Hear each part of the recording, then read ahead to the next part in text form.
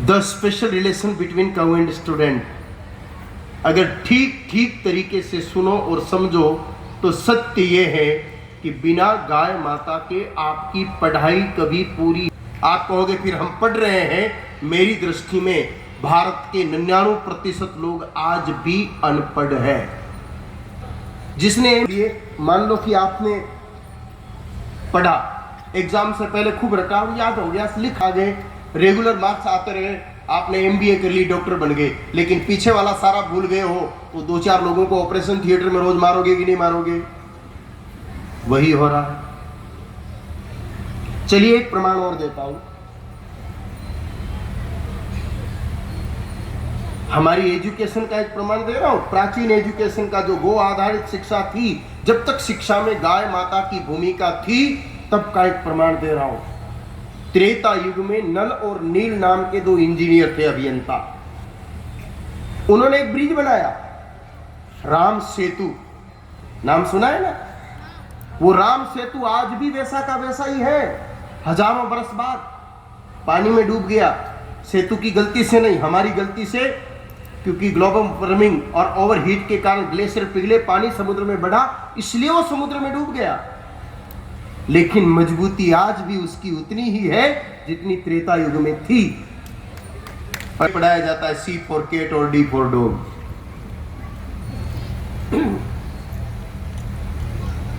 शिक्षा में गाय माता की भूमिका है। आजकल के कुछ लोग सोचते हैं कि एजुकेशन 8 बजे, ये नहीं मेरे भाई बहनों। हमारी एजुकेशन का जो स्तर है वो पहले बहुत ऊंचा था, बहुत ऊंचा। 2700 वर्ष पहले तक्षशिला नाम का विश्वविद्यालय भारत में चला करता था।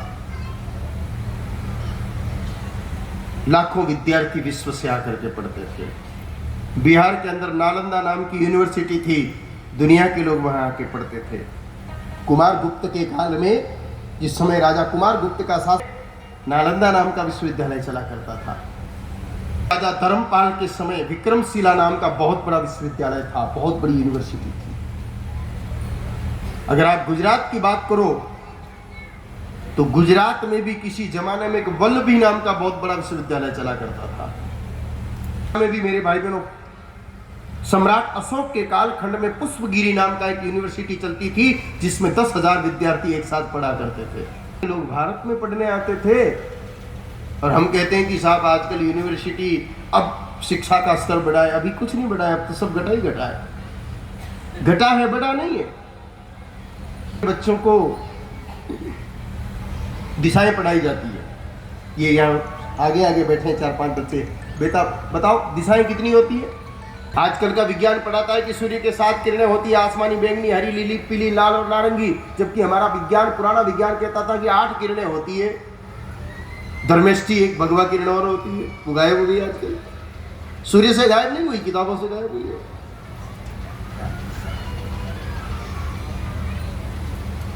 इसकी एजुकेशन का स्तर सुन लीजिए। जिस समय दुनिया के लोगों को पटाखा बनाना नहीं आता था, पटाखड़ा, उस समय भारत के गगन मंडप में परमाणु बम फटा करते थे, ब्रह्मास्त्र। जिस समय दुनिया के लोगों को साइकिल चलाना नहीं आती थी, उस समय भारत में पुष्पक विमान बन चुका था। दुनिया के लोगों को जिस समय नोट्स के आगे काउंटिंग नहीं आती थी, उस समय भारत ने शून्य देकर के अरबों खरबों तक गिनना सिखा दिया था। दुनिया के लोगों को चीरा लगने पर पट्टी बांधना नहीं आता था, प्रोविडेंट आयोडीन लगाना नहीं आता था, उस समय भारत में आचार्य सुश्रुत ने ऑपरेशन करना सिखा दिया था।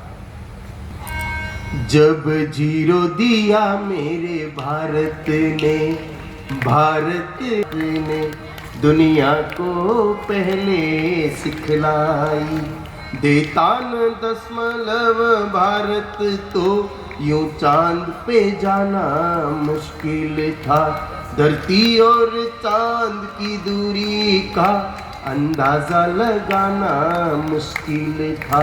सभ्यता जहाँ पहले आई, पहले जन्मी है जहाँ पे कला। अपना भारत वो भारत है जिसके पीछे संसार चला। संसार चला और आगे बढ़ा, यूं आगे बढ़ा बढ़ता ही गया। भगवान करे ये और बढ़े, बढ़ता ही रहे और फूले फले, बढ़ता ही रहे और फूले फले, बढ़ता ही रहे और फूले फले। ये हकीकत यही है। हम यूं ही गाल बजा रहे हैं साहब, और देश गर्क में जा रहा है। गो आधारित शिक्षा प्रणाली लागू किए बिना हम अपने विद्यार्थियों को पूरी तरह से एजुकेटेड नहीं कर सकते। इसलिए अब मैं सीधा सीधा उस मूल बात पर आ रहा हूं कि बच्चों को पढ़ने के लिए चाहिए क्या। हमारी सोच है कि बढ़िया स्कूल होना चाहिए, बढ़िया टीचर होने चाहिए, बढ़िया सिलेबस होना चाहिए, लेकिन सब के पहले बढ़िया पात्र होना चाहिए। लेने के लिए पात्र अच्छा होना चाहिए। दूध भले ही अच्छा है लेकिन बर्तन खराब है तो दूध नहीं लिया जा सकता। किसी घर की छत पर 3 और बारिश आ जाए, बारिश रुकने पर जाकर के देखा एक मटका पूरा भरा है, एक आधा भरा है, तीसरा खाली है। दोष इंद्रदेव का। जो मटका सीधा पड़ा था वो पूरा भर गया, जो टेढ़ा पड़ा था आधा भरा, जो उल्टा पड़ा था वो खाली रह गया। हो रहा है। भारत का हर बच्चा इंटेलिजेंट है, लेकिन उसको पहले पात्रता देने की आवश्यकता है। किसी भी विद्यार्थी को पढ़ना है तो सबसे पहले उसको पात्र बनाना पड़ेगा। आइए मैं पहले आपको एक प्राचीन उपनिषदों में लिखी हुई एक कथा सुना देता हूं, उसके बाद बिल्कुल आपको क्या करना है वो लाइन टू लाइन सारे बच्चों के सामने रख रहा हूं। तो एक श्रेष्ठ उपनिषद है जिसका नाम है छांदोग्य उपनिषद। छांदोग्य उपनिषद में एक कथा आती है सत्यकाम जाबाली की। जहां वर्तमान में जबलपुर बसा है वहीं की कथा है। सत्यकाम नाम का एक ब्राह्मण बालक, एक ब्राह्मणी के कोख से जन्मा बच्चा। ब्राह्मणी गरीब है, अपने बच्चे को पढ़ा नहीं सक रही थी। पिता है नहीं बच्चे के, मां ही है। बच्चे की उम्र पढ़ने लायक हुई क्यों तो उस मां को चिंता होने लगी कि क्या करूं, इस बच्चे को कैसे पढ़ाऊं। आखिर हिम्मत करके जबाला नाम की वह स्त्री अपने पुत्र सत्यकाम को लेकर के एक आश्रम में गई। आश्रम का मतलब ही विद्या का केंद्र। आश्रम का मतलब विश्राम का केंद्र नहीं। आश्रम में 2 ही काम हुआ करते थे पहले, या तो ट्रीटमेंट या एजुकेशन। जहां पर ट्रीटमेंट नहीं हो, जहां एजुकेशन नहीं हो, वो आश्रम नहीं, वो तो होटल है। हो सकता है मेरी बात से कुछ महापुरुषों को तकलीफ पहुंचे, लेकिन सच्चाई यही है कि जिस आश्रम में एजुकेशन नहीं अथवा तो ट्रीटमेंट नहीं, वो आश्रम नहीं, केवल होटल है, रेस्टोरेंट है, धर्मशाला है। हमारे भारत के सभी प्राचीन आश्रम इन्हीं 2 आधार पर बने हुए थे। वहां ऋषि या तो चिकित्सक हुआ करते थे या शिक्षक हुआ करते थे। सत्यकाम को लेकर के देवी जबाला आश्रम में गई। गुरुकुल में जाकर के वहां के आचार्य महोदय से प्रार्थना की, प्रभु ये ब्राह्मण बालक है, इसके पिता नहीं है, मैं चाहती हूं कि ये पढ़ जाए। आचार्य महोदय ने उसकी पात्रता जानने के लिए कुछ प्रश्न किए। कथा बहुत लंबी है, मैं संक्षिप्त में ही निवेदन करूंगा क्योंकि विद्यार्थियों को अगली पूरी बात बतानी बहुत जरूरी है। विद्यार्थी इंतजार भी कर रहे हैं, पूरे भाव से आज आए हैं बच्चे।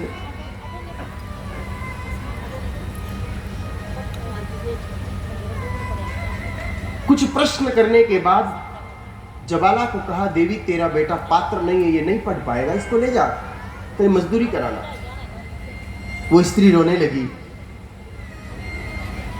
कहा, अनपढ़ व्यक्ति की तो कहीं इज्जत नहीं होती है, अनपढ़ व्यक्ति जीवन में कभी सफल नहीं हो सकता, आप पढ़ा दीजिए। आचार्य ने कहा कि देवी मैं इसको पढ़ा तो सकता हूं लेकिन ये पात्र ही नहीं है।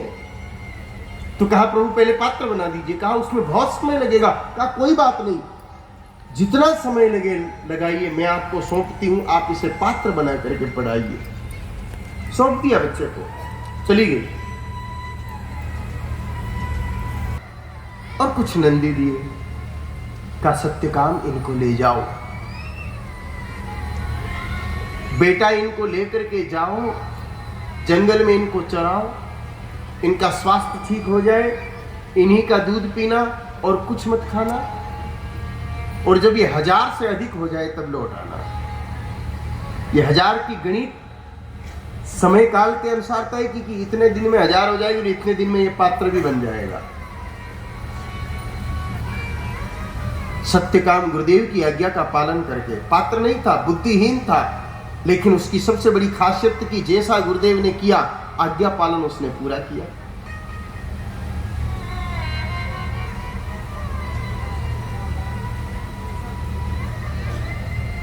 गुरुदेव की आज्ञा पालन करते हुए सत्यकाम जंगल में गया। कुछ एक तिनका तक नहीं खाया, भूख लगती थी लेकिन घास पात भी नहीं खाई। शुरुआत में दूध कम होता था, थोड़ा दूध पिया। सत्यकाम बछड़ों के साथ दूध पीता था। समय बीतता गया, सत्यकाम गोदुग्ध पर ही रह करके गाय माता का दूध पी करके ही गो को चराता।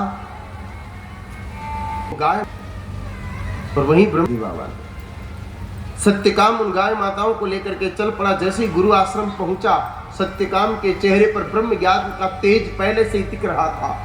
समझ गए गौ कृपा हो गई इस बालक पर, अगर अब मैं पात्र बन गया हूं तो मुझे पढ़ा दो। गुरु तू तो ब्रह्म ज्ञानी हो गया, तुझे पढ़ने की जरूरत क्या है? नहीं प्रभु, मुझे अध्ययन करना है।